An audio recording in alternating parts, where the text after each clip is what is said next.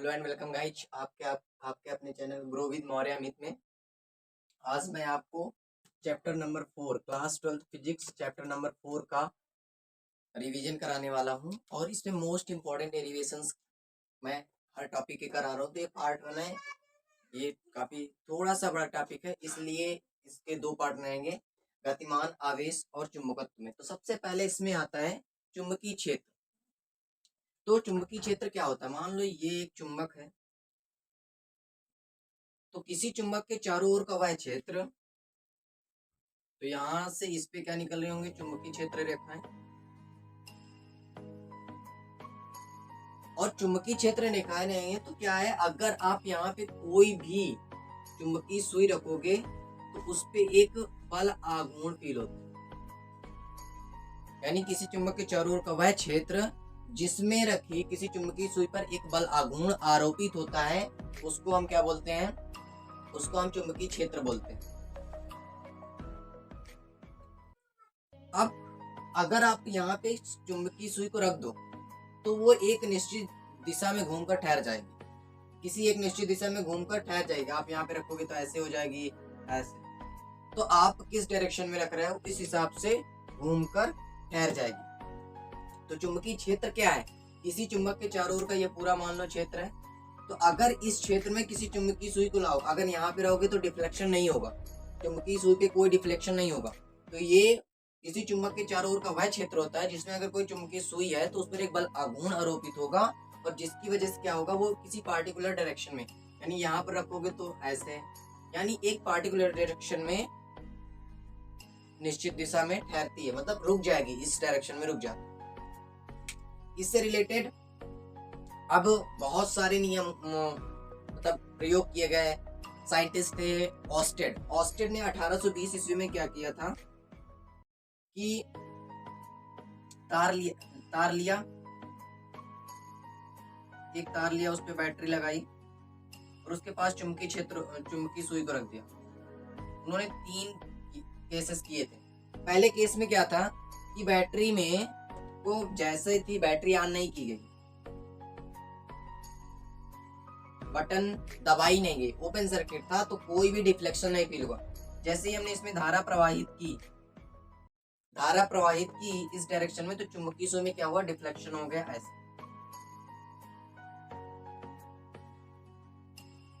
और जब हमने इसमें उल्टी डायरेक्शन में धारा प्रवाहित की तो डिफ्लेक्शन हो गया, ऐसे। तब ऑस्टेन ने बताया था कि गतिमान आवेश चुंबकीय क्षेत्र क्या करते हैं? उत्पन्न करते हैं। गतिमान आवेश चुंबकीय क्षेत्र उत्पन्न करते हैं। ये क्वेश्चन उतना ज्यादा तो नहीं पूछा गया है, लेकिन काफी टाइम्स इस क्वेश्चन को पूछा गया है, इसलिए ये इंपॉर्टेंट क्वेश्चन रहेगा। इसके बाद हम पढ़ने वाले हैं बायो सेवर्ट का नियम, जो कि काफी टाइम्स पूछा गया है। और बायो सेवर्ट का नियम केवल अकेले नहीं पूछा जा सकता है। कभी कभी क्या होता है, बायो सेवर्ट का नियम लिखो और उसके आधार पर वृत्ताकार कुंडली के लिए सूत्र का व्यंजक प्राप्त करो। तो जैसे मोस्ट इंपॉर्टेंट क्वेश्चन में ये क्वेश्चन पूछा गया है, यही है कि बायो सेवर्ट का नियम है, बायो सेवर्ट का नियम लिखो और इसी केवल नियम लिखना है, और साथ में इसके आधार पर वृत्ताकार कुंडली के लिए कुंडली के केंद्र पर चुंबकीय क्षेत्र।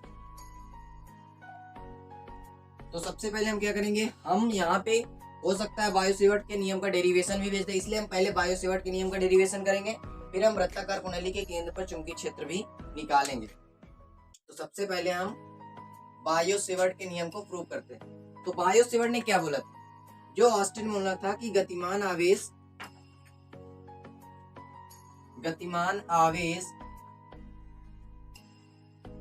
चुंबकीय क्षेत्र उत्पन्न करते हैं। गतिमान आवेश चुंबकीय क्षेत्र उत्पन्न करते हैं, ये 1820 ईस्वी में ऑलरेडी ऑस्टेड बता के चले गए थे। ये फ्रांस के वैज्ञानिक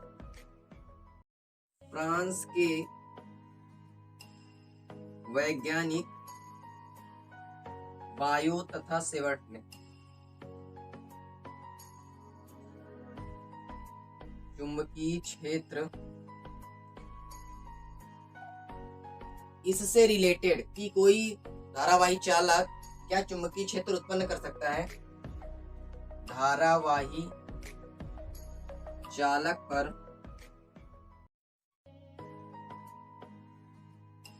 चुंबकीय क्षेत्र के लिए कई प्रयोग किए। इन्होंने क्या किया कि कई सारे प्रयोग कर डाले। जब देखा कि गतिमान आवेश चुंबकीय क्षेत्र उत्पन्न करते हैं, इस चीज को प्रूव करने के लिए इन्होंने बहुत सारे प्रयोग किए। अब जब प्रयोग किए तो इन्होंने बताया कि अगर कोई चालक है जिस पर धारा I प्रवाहित हो रही है, तो उससे कुछ यहाँ पे पॉइंट P ले लेते हैं, यहाँ पे पॉइंट P डैश ले लेते हैं, एक छोटा सा अवयव डेल्टा L ले लेते हैं। एक छोटी सी लंबाई है, एक छोटा सा अवयव डेल्टा L लेते हैं, इस डिस्टेंस को हम R मान लेते हैं और ये एंगल हमारा थीटा है। यहाँ लिखेंगे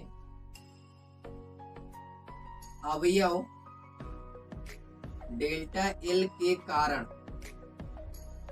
इस अवयव के कारण पॉइंट P, बिंदु P पर चुंबकीय क्षेत्र डेल्टा B निम्न कारकों पर निर्भर करता है।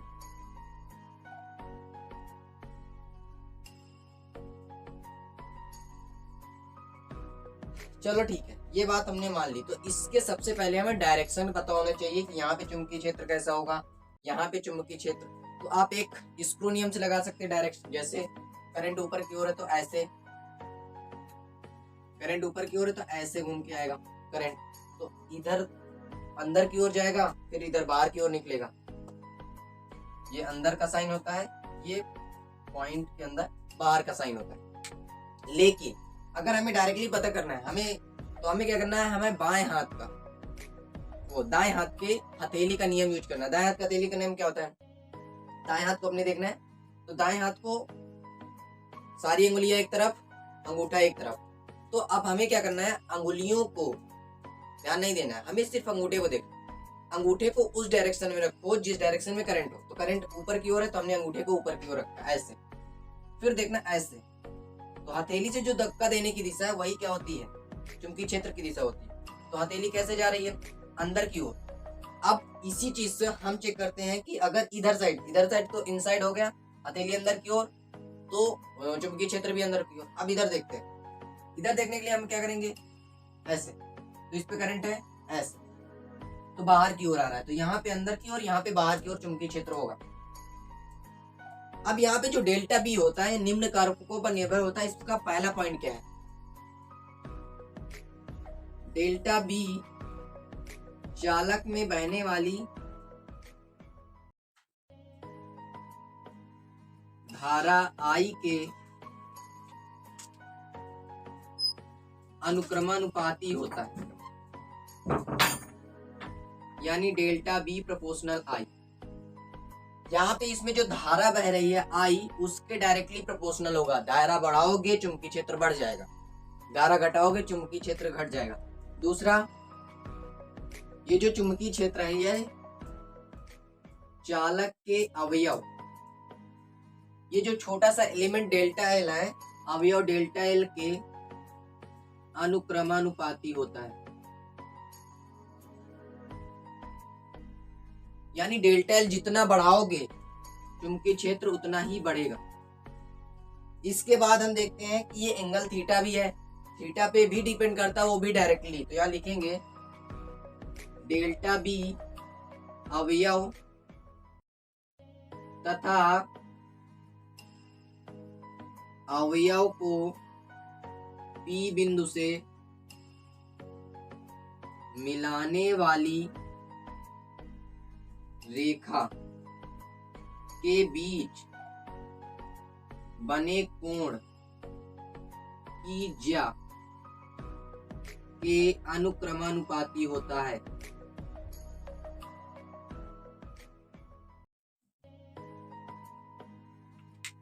थोड़ा सा मैं इसको रफ कर देता हूं।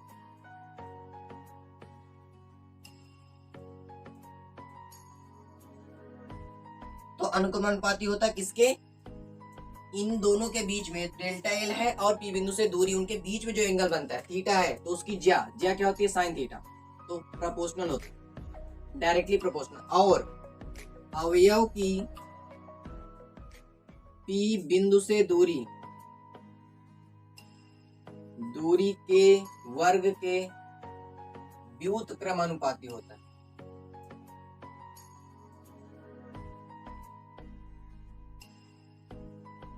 Delta B proportional 1/r²। तो यहाँ पे सब क्या होगा, equation number first, equation number second, equation number third, equation number fourth. Equation first, second, third व फोर्थ से क्या हो जाएगा, देखो आई डेल्टा एल और साइन थीटा, तो delta B proportional I delta L sine theta upon, ये inversely proportional है यानी व्युत्क्रमानुपाती, तो delta B proportional I delta L sine theta upon r²। भाषा आप लिख सकते हैं, तो यहां से आ जाएगा डेल्टा बी बराबर, जब भी हम प्रोपोर्शनैलिटी का हटाते हैं तो वहां पे कोई ना कोई कांस्टेंट आता है, तो यहाँ पे जो कांस्टेंट आता होता है mu nought upon 4 pi I delta L sine theta upon r²। अब यहाँ पे म्यू नॉट अपान 4 पाई क्या होता है, इसका मात्रा क्या होता है, newton per ampere into metre. Mu nought upon 4 pi, इसकी वैल्यू होती है 10⁻⁷ न्यूटन पर एम्पियर स्क्वायर। अगर हम बात करें म्यू नॉट, तो म्यू नॉट क्या होता है, निर्वात की चुंबकशीलता, निर्वात की चुंबकशीलता, इसकी वैल्यू क्या होती है, म्यू नॉट बराबर 4 pi into 10⁻⁷ Newton per ampere square. तो इस नियम में क्या होता है कि जो डेल्टा बी होता है वो किस चीज पे डिपेंड करता है, वहां पे चालक में प्रवाहित धारा आई के अनुक्रमानुपाती, जो अवयव होगा एलिमेंट हम जो ले रहे होंगे छोटा, उसके अनुक्रमानुपाती, और जो अवयव होगा और पी बिंदु से मिलाने वाली रेखा उसके बीच जो कोण बनता है उसकी ज्या मतलब साइन के अनुक्रमानुपाती। और चौथा, ये जो पी बिंदु से दूरी, ये जो डेल्टा अवयव है उसकी पी बिंदु से दूरी जो है उसके वर्ग के व्युत्क्रमानुपाती होता है। अब जब चारों को मिलाते तो delta B proportional I delta L sine theta upon r²। यहाँ जब प्रोपोर्शनलिटी हटाएंगे तो कांस्टेंट आएगा, कांस्टेंट की वैल्यू 10⁻⁷ अपान न्यूटन अपान एम्पियर² होती है। और म्यू नॉट की वैल्यू ये क्या है, निर्वात की चुंबकशीलता, इसकी वैल्यू 4 पाई इंटू 10⁻⁷ न्यूटन पर एम्पियर²। इसका मात्रक और भी हो सकता है टेस्ला। तो ये था कौन सा नियम, ये था बायो-सेवर्ट का नियम।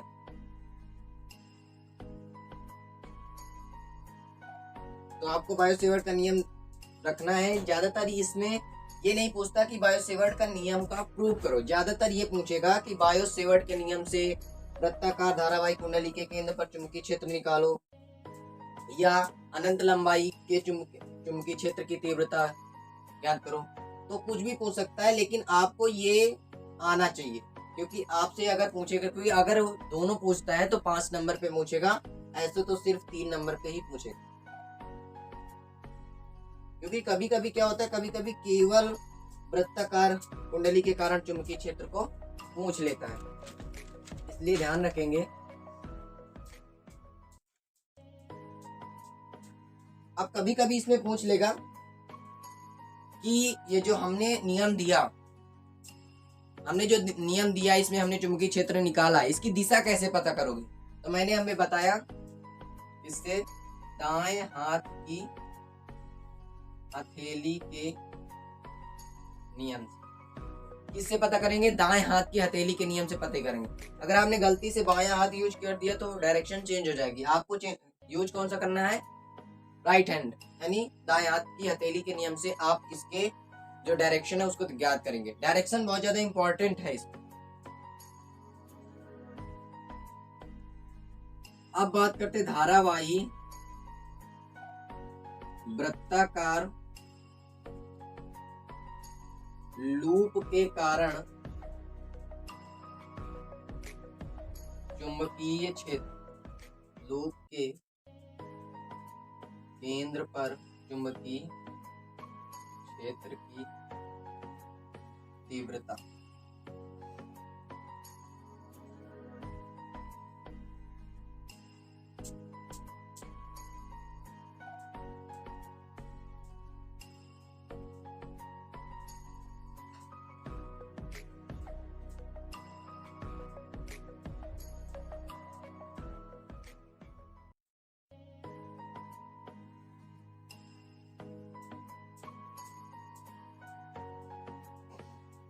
लिखेंगे माना एक वृत्ताकार कुंडली है जिस पर धारा I प्रवाहित हो रही है। माना एक वृत्ताकार कुंडली है जिस पर धारा I प्रवाहित हो रही है। माना एक वृत्ताकार कुंडली है जिस पर धारा I प्रवाहित हो रही है, जिसकी त्रिज्या A है। माना कुंडली का केंद्र O है, जिस पर हमें चुंबकीय क्षेत्र की तीव्रता ज्ञात करनी है। कहाँ पे ज्ञात करनी है चुंबकीय क्षेत्र की तीव्रता? इस सेंटर O पर। माना कुंडली छोटे छोटे अवयवों में विभाजित है। हमने क्या किया, इसको छोटे छोटे अवयवों में विभाजित कर दिया है। एक अवयव ले लेते हैं AB, या आप B न लें, C और D ले लें, क्योंकि यहाँ पे B ऑलरेडी है। चुंबकीय क्षेत्र की तीव्रता, तो माना कुंडली छोटे छोटे अवयवों में विभाजित है,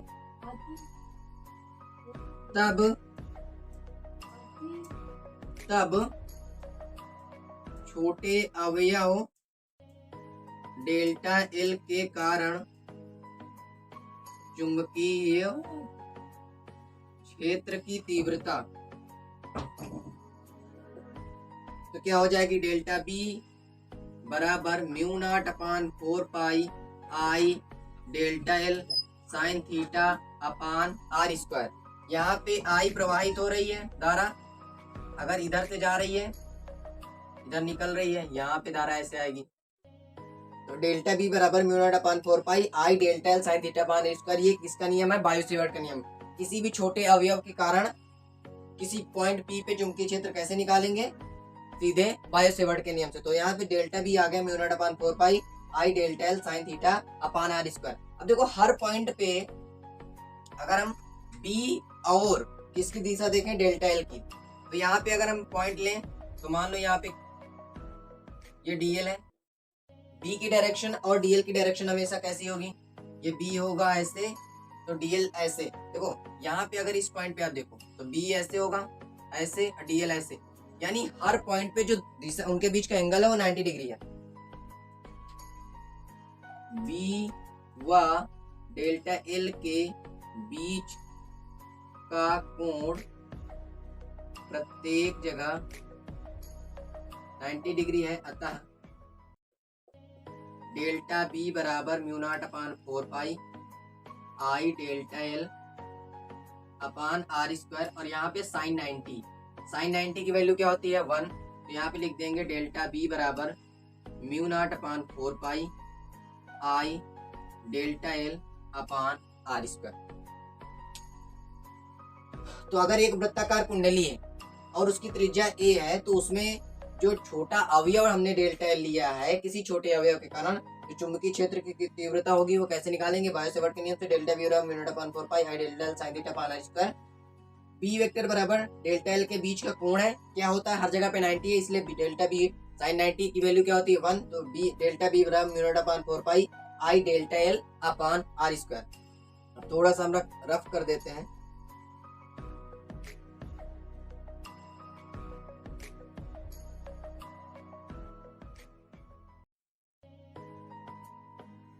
अब हमें कहाँ पे निकालना है? B पे। तो पूरी कुंडली के कारण केंद्र O पर चुंबकीय क्षेत्र। तो अगर पूरी कुंडली के कारण है तो डेल्टा L कितने थे? तो सभी डेल्टा L को ऐड कर देना है। एक डेल्टा L, 2, तो सारी पूरी डेल्टा L से बनी हुई थी, तो हमने डेल्टा L को ऐड कर दिया। तो ऐड करने के लिए हम क्या करेंगे? सिग्मा डेल्टा B लिखेंगे। ये जो डेल्टा B है, इसको हर जगह पे जितना जितना आया उसको हमने ऐड कर दिया।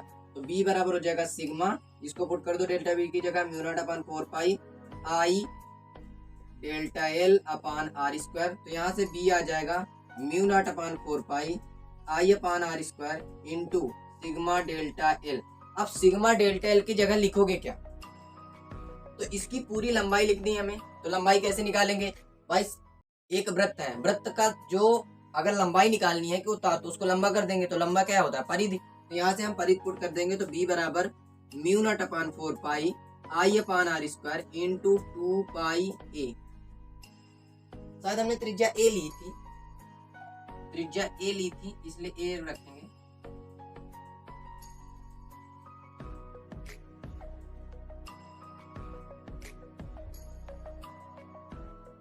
तो यहाँ से ए से ए कैंसिल और 2 पाई से 2 पाई काट दो, तो यहाँ पे 2। तो हमारा ऑलरेडी पूरा साल हो चुका है। अब यहाँ से क्या आएगा, बी बराबर mu naught I upon 2a Newton per ampere into metre.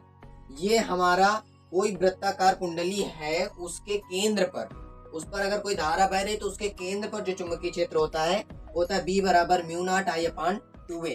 अब एक फार्मूला और इसमें बन सकता है कि माना फेरों की संख्या, अगर कोई कुंडली उसमें फेरों की संख्या n हो तो b बराबर हो जाएगा mu not n I upon 2a।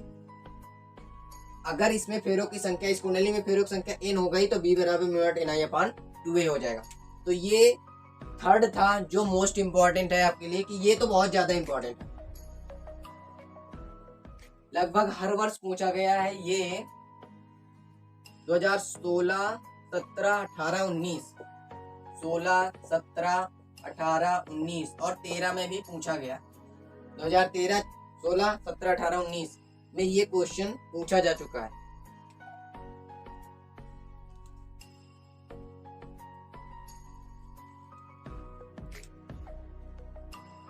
अब एक बायो सेवर्ट के नियम से एक और क्वेश्चन पूछ लिया जाता है, या तो ये पूछेगा आपको 5 नंबर में क्वेश्चन आएगा, या तो दूसरा पूछ सकता है अनंत लंबाई के धारावाही चालक के कारण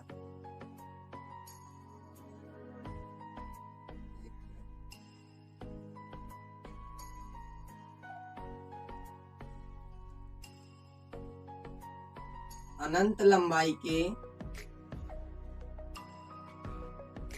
धारावाही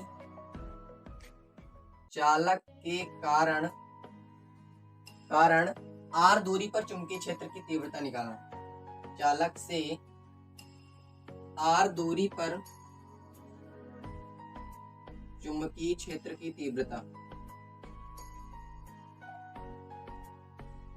देखो कोई अगर हमने धारावाही चालक है, इसकी लंबाई क्या है अनंत,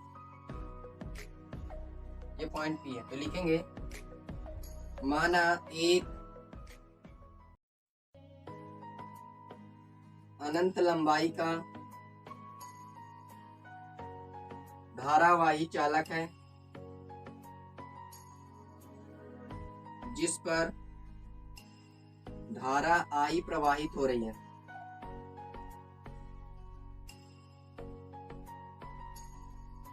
उससे r दूरी पर एक बिंदु P है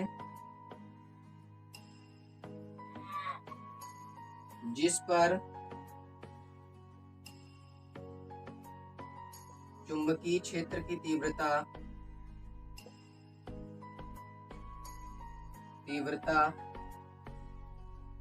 ज्ञात करनी है। तो अगर हमें अनंत लंबाई चाहिए तो हमें पहले परिमित लंबाई का पता होना चाहिए। तो यहाँ लिखेंगे परिमित लंबाई के धारावाही चालक के लिए सूत्र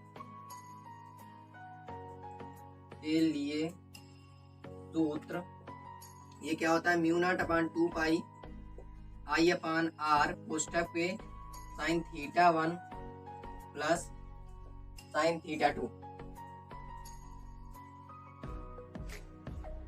और ये थीटा 1 क्या होता है, देखो अगर यहाँ से कोई हमने मान लो परिमित लंबाई का है तो यहाँ से एंगल लेंगे, ये यहाँ से लेंगे तो एक एंगल थीटा 1 और ये एंगल थीटा 2। तो यहाँ पे क्या होता है यहाँ से जो बी आता है हमारा वो आता है mu not upon 4 pi I upon R sine theta 1 plus sine theta 2। यहाँ से जब परिमित लंबाई का है तो थीटा 1 और ये थीटा 2 है। लेकिन अगर अनंत लंबाई तो यहाँ लिखेंगे अनंत लंबाई के लिए अगर कोई चीज अनंत लंबाई से हो तो वहां से पॉइंट आने वाली क्या होती है, किरणें जो होती है समांतर हो जाती हैं। तो अगर समांतर हो गई तो बी और इसमें देखो करंट ऊपर की ओर है तो हमारा जो मैग्नेटिक फील्ड होगा यानी चुंबकीय क्षेत्र होगा वो किधर होगा, तो ऐसे तो इनसाइड, तो यहाँ पे कैसा होगा इनसाइड। और यहाँ से आने वाली किरणें कैसे आएंगी, समांतर आएंगी। तो इसके और इसके बीच में एंगल कैसा, एक ऐसे और एक ऐसे, तो इन दोनों के बीच में एंगल कितना बन रहा है 90 डिग्री। तो एंगल 90 डिग्री बन रहा है, तो यहाँ से लिखेंगे थीटा 1 और थीटा 2 क्या हो जाएंगे 90 डिग्री। यानी अगर अनंत लंबाई का कर दिया तो यहाँ पे जो थीटा 1 और थीटा 2 थे उनकी वैल्यू क्या हो जाएगी 90 डिग्री। तो बी हो जाएगा बी बराबर mu not upon 4 pi I upon R कोष्टक पे साइन 90 प्लस साइन 90। तो बी बराबर mu not upon 4 pi I upon R कोष्टक पे 1 प्लस 1 यानी बी बराबर mu not upon 4 pi I upon R into 2 से 2 कैंसिल कर दो, तो यहाँ से आ जाएगा बी बराबर mu not upon 2 pi I upon R newton per ampere into metre. ये आता है अनंत लंबाई के लिए फार्मूला। अगर अनंत लंबाई का कोई क्या है धारावाही चालक है तो उससे कुछ दूरी पर एक अगर पॉइंट पी ले लें तो वहां पर जो चुंबकीय क्षेत्र की तीव्रता होगी बी बराबर mu not upon 2 pi I upon R होगी। इसका मतलब तो Newton per ampere into metre होगा। तो ये मोस्ट इंपॉर्टेंट में ये भी आ सकता है, लेकिन जब भी आएगा तो बायो-सेवर्ट के नियम साथ में बोलेगा, ये बायो-सेवर्ट के नियम से। तो वहां पे आपको ये 3 नंबर का ये 2 नंबर को तो 5 नंबर आपको मिल जाए।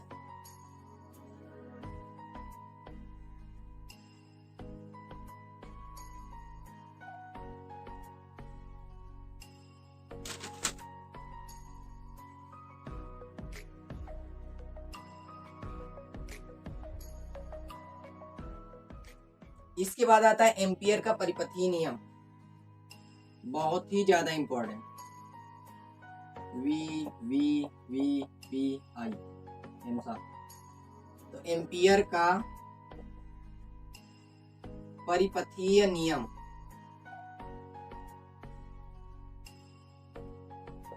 अगर देखिए कब कब आया है,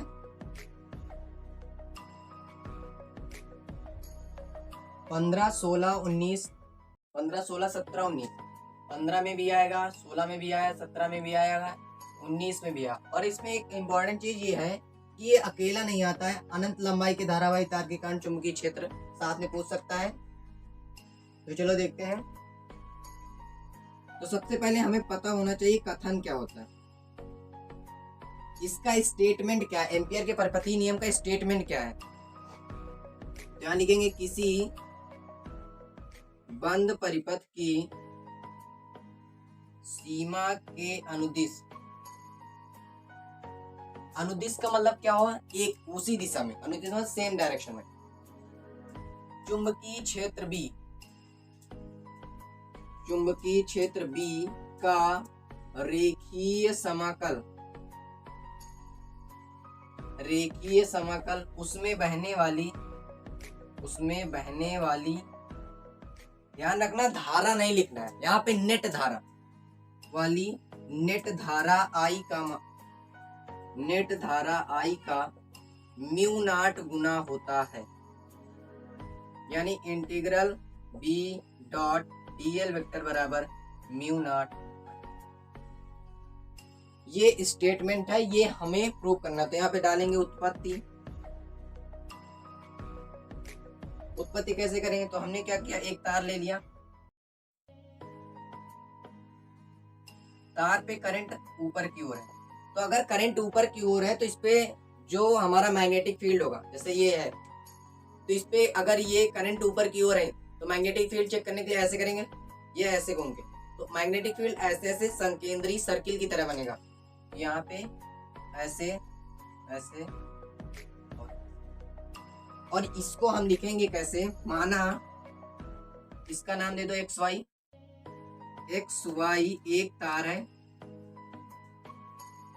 माना एक्स वाई एक तार है जिस पर धारा आई प्रवाहित हो रही है, मान लो ये क्या है, एक है, तो इसके देखो यहाँ पे क्या होगा, ये डीएल वेक्टर है और यही बी वेक्टर होगा, तो हर पॉइंट पे क्या होगा, बी वेक्टर और डीएल वेक्टर सेम होंगे। तो यहाँ पे लिखेंगे, मान लो हमने एक अवयव डेल्टा एल लिया है, प्रवाहित हो रही है, माना एक उसके चारों ओर एक वृत्तीय, अब इसकी त्रिज्या हम कुछ ले लेते हैं आर वृत्तीय, आर त्रिज्या का लूप बनाया।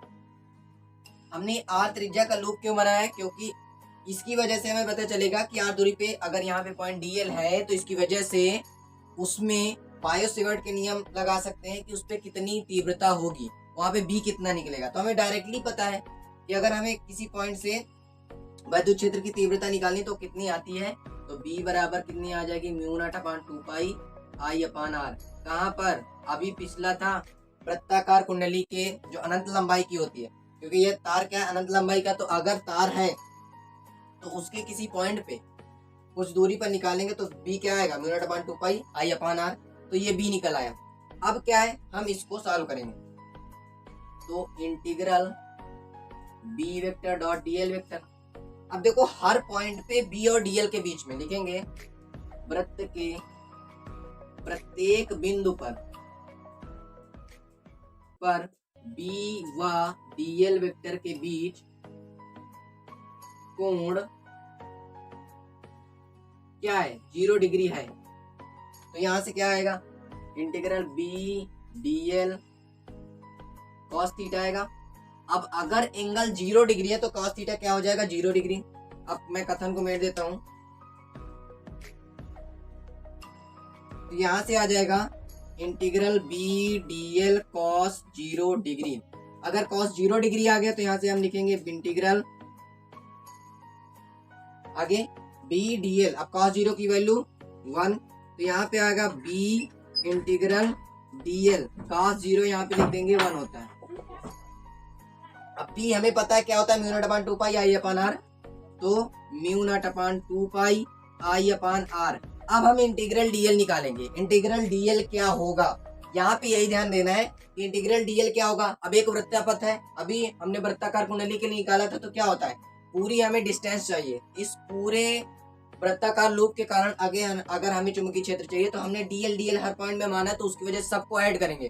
तो पूरे तार की लंबाई कैसे निकालेंगे, इसकी परिधि के कारण, तो परिधि क्या होती है 2 पाई आर हो जाएगी। तो यहाँ से 2 पाई से 2 पाई कट गया, आर से आर कट गया, तो यहाँ से इधर क्या लिख रहे थे हम, integral B vector dot D L vector किसके बराबर आ गया, म्यू नॉट आई। यही क्या है, एम्पियर का नियम, एम्पियर का परिपथीय नियम।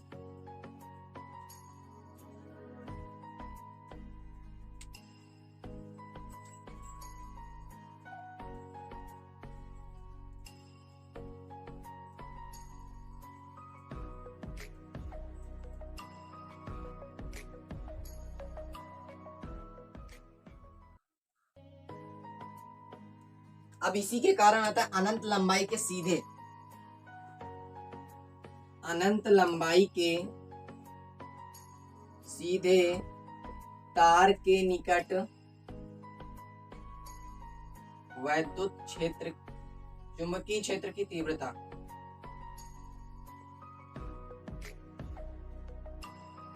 देखो इसको आप ऑलरेडी निकाल चुके हो, लेकिन आपको ये पूछा क्यों, अभी निकाला था अनंत लंबाई, लेकिन वो बायो-सेवर्ट के नियम से था।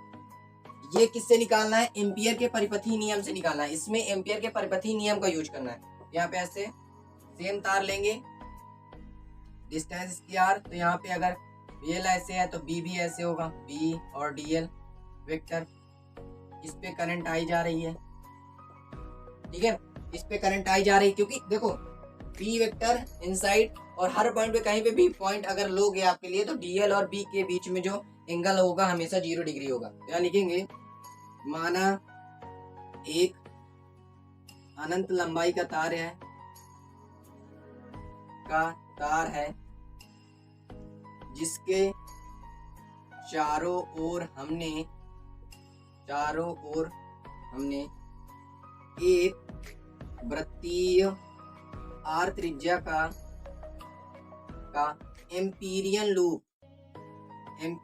लूप खींचा है, जिसको छोटे छोटे अवयवों डेल्टा एल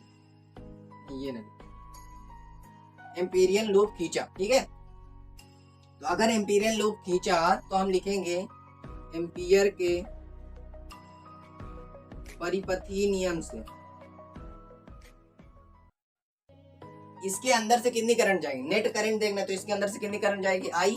तो integral B vector dot D L vector बराबर म्यू नॉट आई। ये तो एम्पियर का परिपथीय नियम था। अब हम यहाँ पे क्या निकालेंगे, हमें तो बी चाहिए। ठीक है, तो ठीक है, तो यहाँ पे इसको हम कैलकुलेट करेंगे। तो यहाँ पे लिखेंगे इंटीग्रल बी को लिखेंगे, यहाँ पे अगर हम इसमें करंट को देखें तो करंट किस साइड में जा रहा है, ऊपर की ओर। तो यहाँ पे इस पॉइंट पे, यहाँ इधर जितने भी पॉइंट होंगे उस वहां पे जो मैग्नेटिक फील्ड होगा वो कैसा होगा, इनसाइड। अगर इधर कहीं पे पॉइंट देखेंगे तो उस पे जो मैग्नेटिक फील्ड होगा वो आउटसाइड होगा, यानी बाहर की ओर होगा। तो अगर इसको हम सॉल्व करते हैं तो देखते हैं integral B dot D L, तो ये क्या हो जाएगा, B D L cos theta. अब अभी मैंने लिखा था क्योंकि प्रत्येक बिंदु पर बी वेक्टर व डीएल वेक्टर के बीच कोण 0 डिग्री। तो यहां से हो जाएगा integral B vector dot D L vector बराबर बी डीएल कॉस 0 डिग्री। तो यहां से आ जाएगा बी डीएल इंटीग्रेशन के साथ इंटीग्रेशन बी डी एल। यहाँ से बी बाहर हो जाएगा, इंटीग्रल डी एल।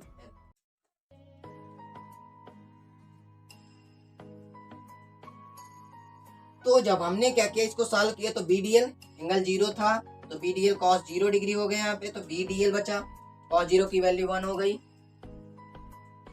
तो यहाँ से बी बचा, यहाँ पे इंटीग्रल डी एल। अब लिखेंगे एम्पियर के परिपथीय नियम से, एम्पियर के परिपथीय नियम से। अब एम्पियर का परिपथीय नियम क्या बोलता है, इंटीग्रल बी डॉट डीएल किसके बराबर है, म्यू नॉट आई के। तो यहाँ पे लिखेंगे म्यू नॉट आई बराबर बी।